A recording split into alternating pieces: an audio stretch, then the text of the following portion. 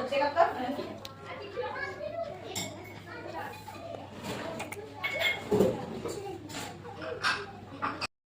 આપણે બનાવીશું સ્મૂથી, જેના માટે આપણે જોશે દ્રાક્ષ, 2 કેળા, દૂધ, સ્ટ્રોબેરી અને 2 ચમચી ખાંડ અને ડ્રાય ફ્રૂટ.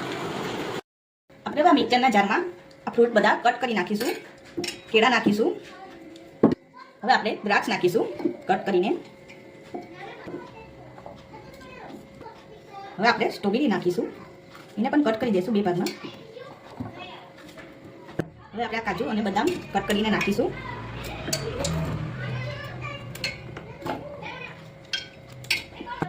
હવે આપણે આ બધું કટ થઈ ગયું છે. હવે આપણે થોડીક એમાં ખાંડ નાખીશું ઉપરથી.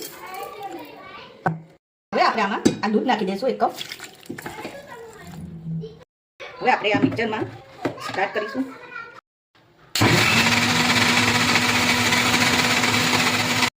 આપણી સ્મૂથી હવે તૈયાર છે અને ઘરે જરૂરથી ટ્રાય કરજો અને મને ફોલો કરવાનું ના ભૂલતા.